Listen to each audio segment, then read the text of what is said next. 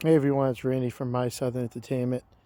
Today we're going to do a little DIY on a 2000 Pontiac Sunfire. It's going to be switching out I was going to say start alternator. We're going to be switching an alternator on a 2000 Pontiac Sunfire 2.2 engine, which is the same for a 2000 Chevy, Chevy Caprice, Chevy Cavalier.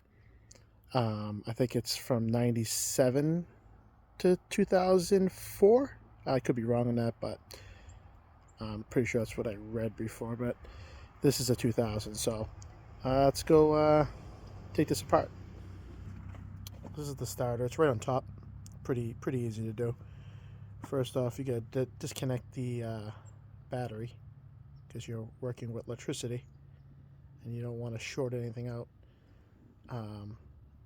and get a shock or anything. So there's a bolt here and a bolt right underneath this belt here, and then disconnect that, and there's a bolt here. First you got to loosen up the belt, so you got to take pressure off the tensionizer, which is right there. So you're just going to push that down, release the belt, release the pressure, and be able to take it all off. There's that bolt right there. That's the new one. So I took the belt off with the tensionizer. You push that down. Use this. Push right here. Push this down, and then you can release the belt as you hold it down. We disconnected the battery, and this is the noise it makes. I don't know if you can hear it.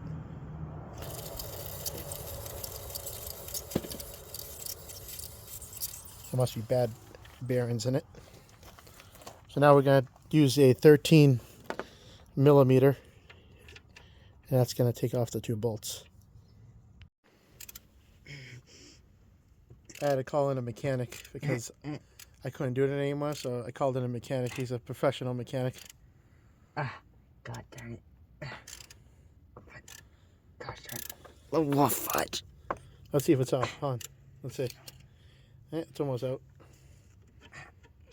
I put this vice grip there to hold the nut inside because it's spinning, so I don't want to hold that.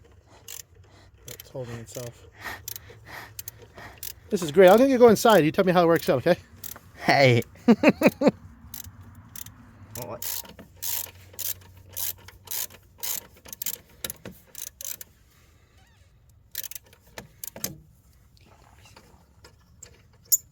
These don't come with the new one doesn't come with these, so you got to save these.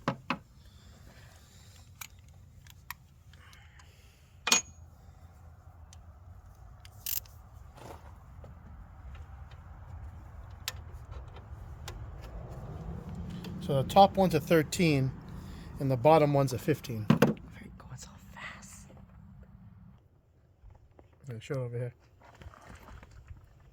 Can you see it? Yep.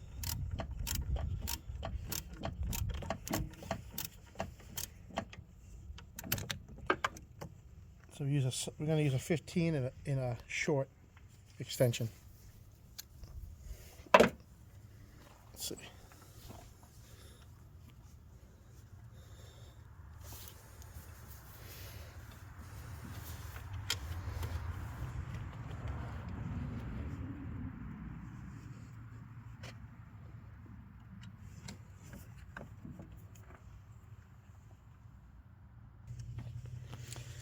There's a hidden bolt right here. That's a 13 too. I didn't notice that. Right about here. So this is the 13 in the back of the alternator.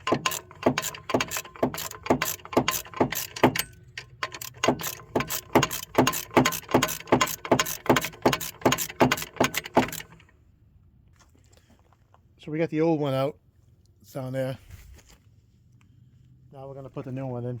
Just got to line up the holes to where these holes are in the back. So it's pretty easy. Just goes in, kind of wiggle it, and there you go. That goes right in like that.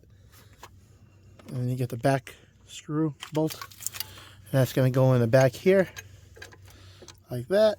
That screws in. That lines up good. Don't tighten them all up at once. Keep them loose so you can adjust it But that's that one. You want to get this one. This is the short one. There's a short one and a long one, so that's the short one.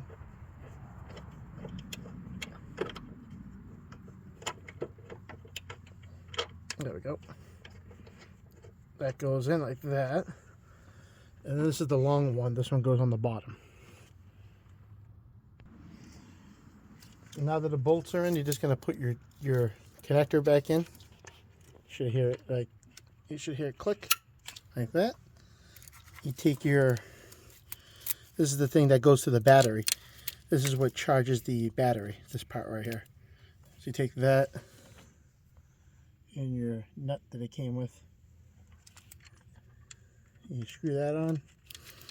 You don't have to crank on this because you don't want to ruin the inside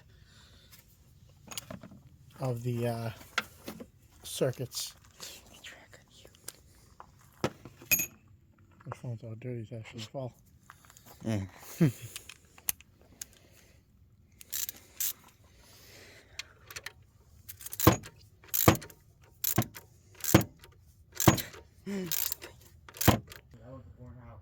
Now we're going to flip this. Now that we have all that in, we're going to flip this belt back on, but just make sure all your serpentine belt, make sure everything's connected on the bottom, with the air conditioning's connected to the belt, your crankshaft, your water pump, your tensionizers, and your power steering pump. All right, so we got that back on. See, those are the make sure all that's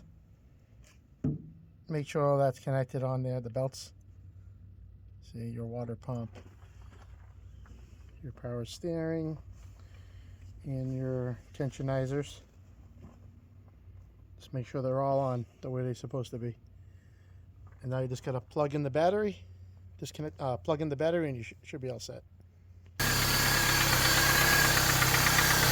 And it's running.